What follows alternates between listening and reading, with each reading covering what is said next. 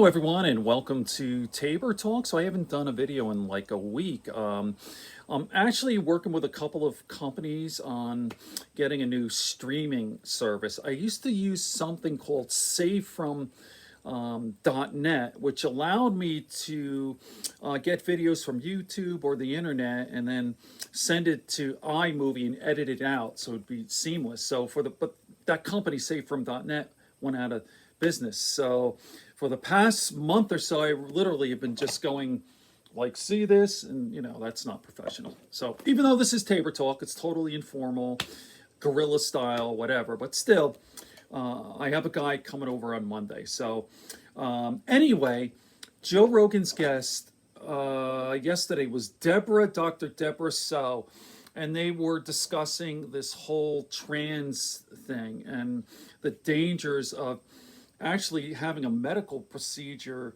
as a young person, and then perhaps deciding that you made a mistake. It's a whole thing. I'm not going to get into all the details here, and I recommend a very good podcast. I believe she's been on before. But what I wanted to say is Joe's podcast is bigger than ever, right? Joe started in 2009. I was there Christmas Day, December 24th, Joe Rogan. He was just with Brian Redband, if you could actually get it.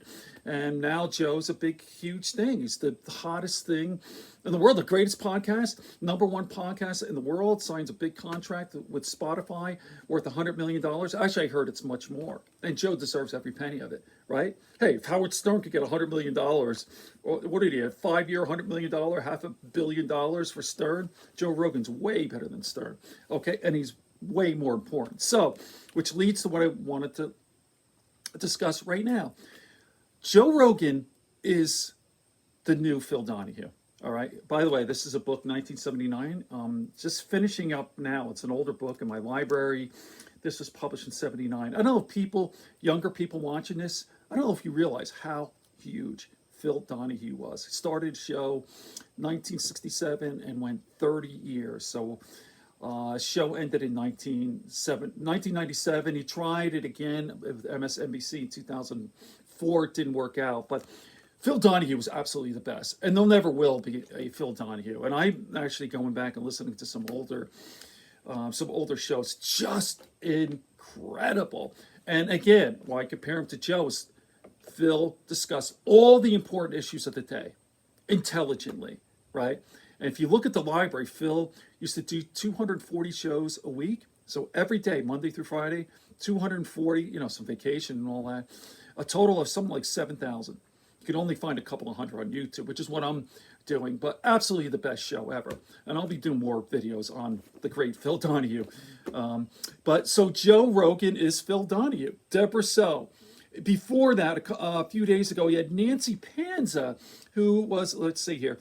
Nancy Panza is a PhD, professor of psychology, and she has worked within county, state, and federal facilities providing clinical and forensic services for juvenile and adult offenders. And she works very closely with police departments. That's all the stuff Phil Donahue used to do. So right now, let me show you a clip. And again, this is totally guerrilla style. On Monday, I'm getting that new service. Here is Dr. Deborah So, yesterday's guest, talking about how huge Joe has gotten, like how he deals with this new celebrity, and now he has this real important position. How does he deal with it? Watch. That's right. It resonates with your audience. And I'm so glad I get to chat with you semi face-to-face and actually congratulate you in person for the Spotify deal, because it's just amazing. And it's really inspiring to see someone who has literally built it from the ground up, and, you're self-made. So it's for all of us who are watching, it shows that, you can do it too, if you work really hard, probably. Deborah, it's weird, because it's nothing I ever planned. And I just keep showing up. I just keep doing it. And then it's become this very strange thing. I remember there was a time I was on stage in Chicago. It was it must have been at least 5 years ago. And I just asked, I go, how many people listen to the podcast? And I expected it to be just like a few claps here and there. But still. It was 3,700 people in that place at the Chicago Theater. And they went, yeah. And I went, oh, shit. And that was the moment I realized, oh, shit, what's happening? And that was a long time ago, You know, that was 5 years ago. Where it's at now is very, very, very strange. And if I keep doing it, if I keep having interesting people like you on and keep having these interesting discussions, I guess it just keeps getting stranger and stranger. And I don't know what that means. I really haven't figured it out.